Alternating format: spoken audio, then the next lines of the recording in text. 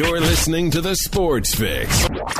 Portions of the Sports Fix brought to you by Quick Lane at Valley Ford Truck, home of the low price tire guarantee. quicklane.com/Valley Ford Truck. Sports Fix listeners, don't wait all day or all week to get in on the fun. The party doesn't stop when we go off the air all week long. The Sports Fix social media sites are your one-stop shop for all things Cleveland sports. Jump over to Facebook.com/TheSportsFix, Facebook.com/TheSportsFix, and become a fan today because we love fans and they create some of the best sports talk in town, Daddy. You'll enjoy talking to your fellow Cleveland sports fans on the Sports Fix fan page. And if Twitter's your thing, well, you know how we do it. Tweet with us at The Sports Fix CLE. It's that simple. Twitter.com/TheSportsFixCLE, baby. Chat live with the crew during all your favorite Cleveland sports events, tickets and contests and trivia and so much more. Get with us today, The Sports Fix on social media, Facebook.com/TheSportsFix. Tweet with us at The Sports Fix CLE. Join The Sports Fix on Facebook and Twitter today. I'm Tyler Zeller, and you're listening to The Sports Fix. Live in Ohio, it's time to get your fix. The Sports Fix.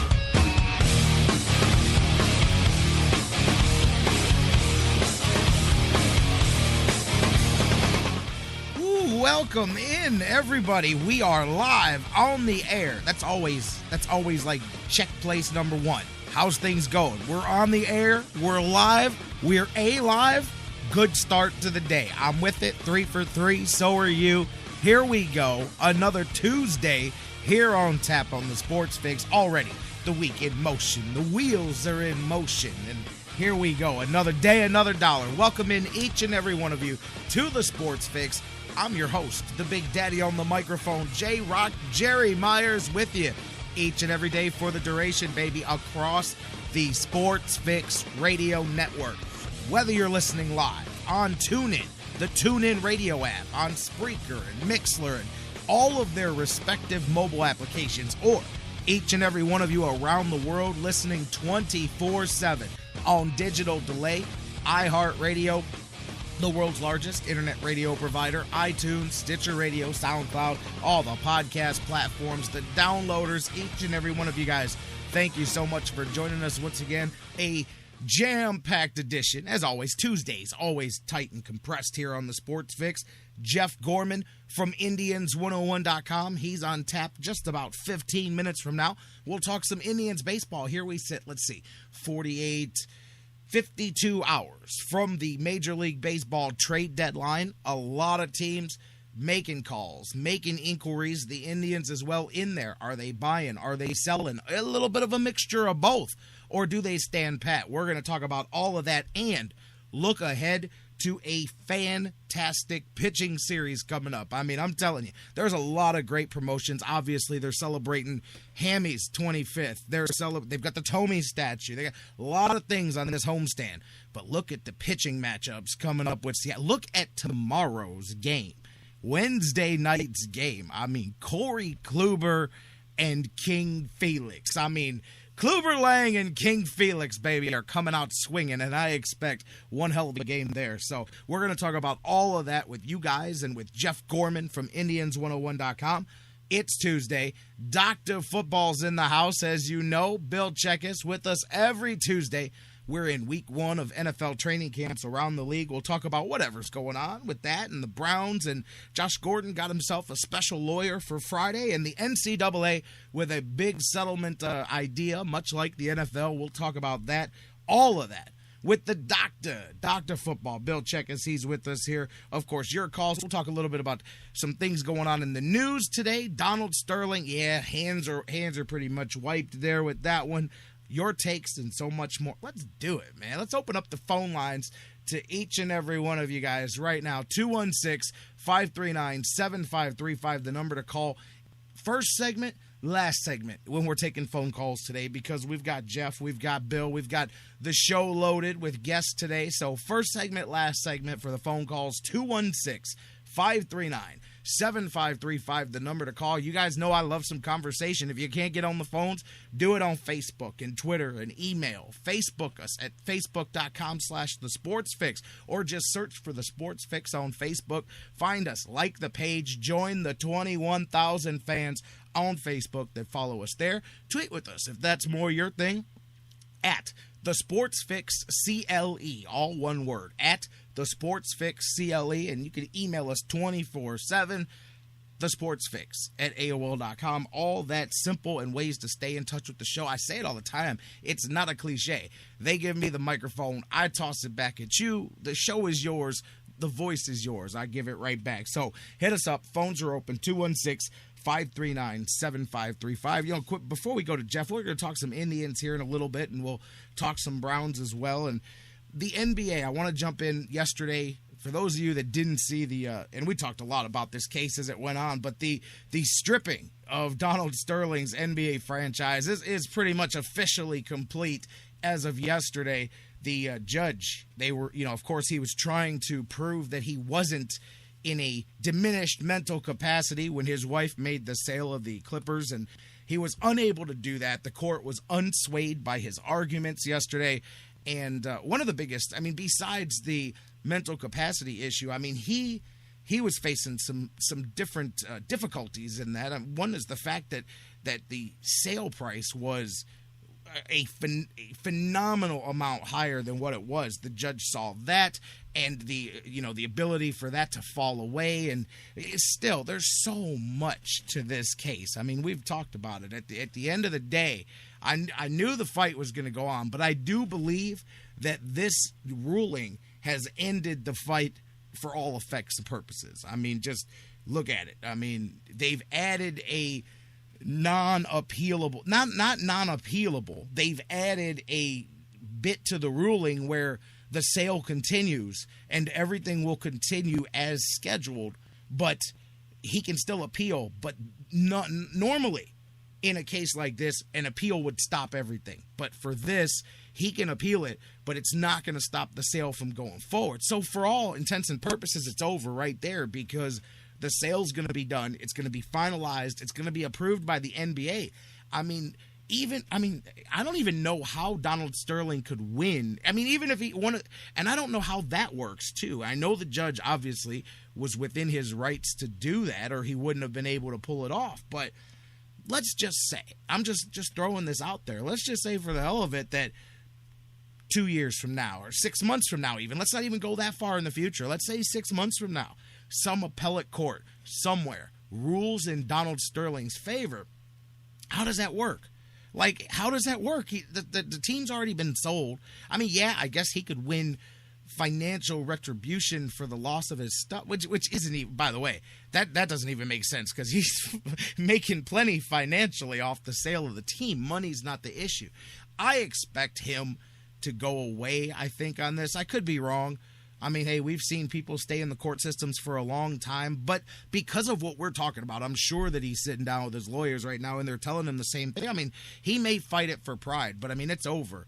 And, because otherwise, what do you do? Because here's the flip side of what I just said. If you allow him to continue to appeal, that sale goes away, which is fine. That's money. That's not my concern. But, meanwhile, the franchise stays in limbo, and I don't know if you can keep that situation going either. But it's a moot point, in my opinion, unless there's now, I guess, in the next few days, probably I would guess in the next day or two, maybe they go after, if they're going to fight this is what I expect. Some kind of an emergency stay to go file some kind of an appeal that gives you an emergency stay, but it's not going to be the typical appeal. Even if they do that, I would expect it to be a very quick turnover on the appeal and move forward in either direction with whatever happens. But we'll have to see, because, like I said, the way this thing shakes out here, it's the end of the road there. And we could do a whole 2 hours on just that, and what you think of that situation, because I've got my own opinions.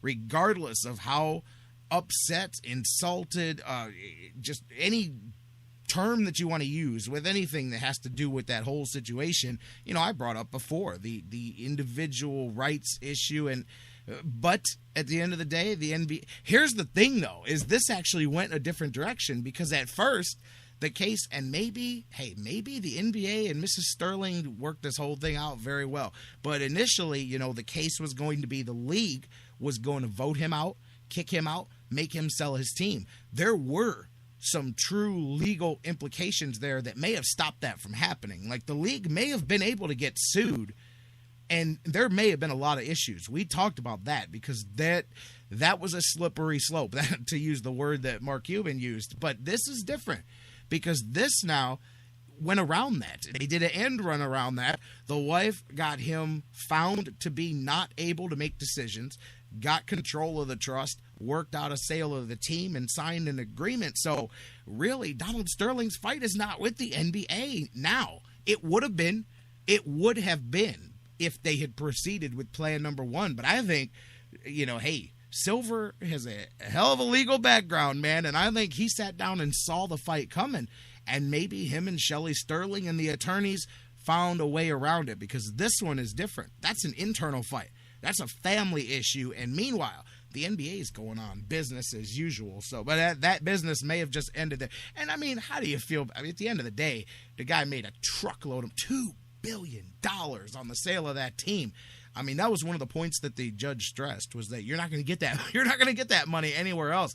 And I'll bet we talked about why. Why did Steve Ballmer go that high with the bid? It wasn't just because of the value. I think it's because of what we're talking about right here. It's because you had to go so exorbitantly much higher than the value to show that it was such a good deal that it would be able to uphold this kind of attempts right here to get it undercut. So, but it is what it is, and it looks like that's over with. The saga of Sterling versus Sterling may continue, but Sterling versus the NBA, that thing's in the bank, man. Steve Ballmer, I would expect the NBA to start moving very quickly to finalize that thing so that they can move on, because the more they move on, the harder it is for anything to change. Not that I think it can, but the more that life goes on, the less likely, even on a successful appeal, that a judge would step in and say, hey, we need to avoid that. No, I think that ship pretty much sailed with the ruling yesterday, but we'll see. Other thing, you know what? Around the NBA, I'll tell you what, while we're talking basketball real quick, we got Jeff Gorman coming up in just about 5 minutes, talk some Indians baseball, but I noticed a headline yesterday. I'm looking at it right here as I'm looking at my screen. The headline, Michael Jordan, cool with, LeBron doing number 23. Actually, I'm just using that as a segue. I don't care about that. I think I said it yesterday. I've said it for years. Nobody in the NBA should wear 23. But the reason I bring it up actually has nothing to do with LeBron or any of that.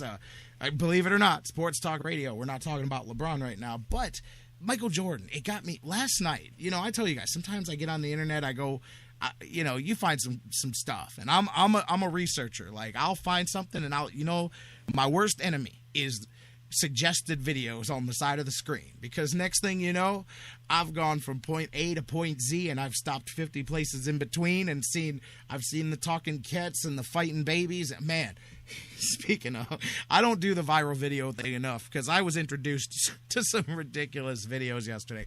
But I got into it yesterday talking about the Indians with somebody and talking about Carlos Santana. And, by the way, Santana, the player of the week, back-to-back for the Indians, by the way, to have that. And that was what started the conversation. There was a post on our Facebook page about Santana, and I got to an argument. No, not an argument. Basically, I mean, this guy was calling Santana the bum of the month. I mean, he's had one good week in the whole time he's been with the Indians. And I'm like, look, I mean, everybody's got their opinions, but you're blatantly wrong. Like, I get that you don't like the Indians and the Dolans, but and I had to pull out the stat lines and blah. And next thing you know, one good week turned into 2 good months, and then all of a sudden a couple of good seasons. And I'm like, wait a minute, you've changed your argument all the way around here after I started throwing some facts. But he was throwing all this stuff out, and I kind of busted his chops, and I said, then again, you probably stopped watching the games in May, and you're just going by the headlines and what you hear in the limited amount of sports talk that people give you. And sure enough, I mean, he did stop. I mean, he's an Indians fan, but yeah, he hasn't been watching the games, and he is going by a lot. I'm like, come on, man, stop letting other people their opinions, like learn for, and I tell you guys all the time, learn for yourself, do it for yourself. Make your own opinions. Don't make your opinions forced off or judged or decided off of what somebody else believes. Now, if you believe the same, that's great. But what I'm saying is so many people don't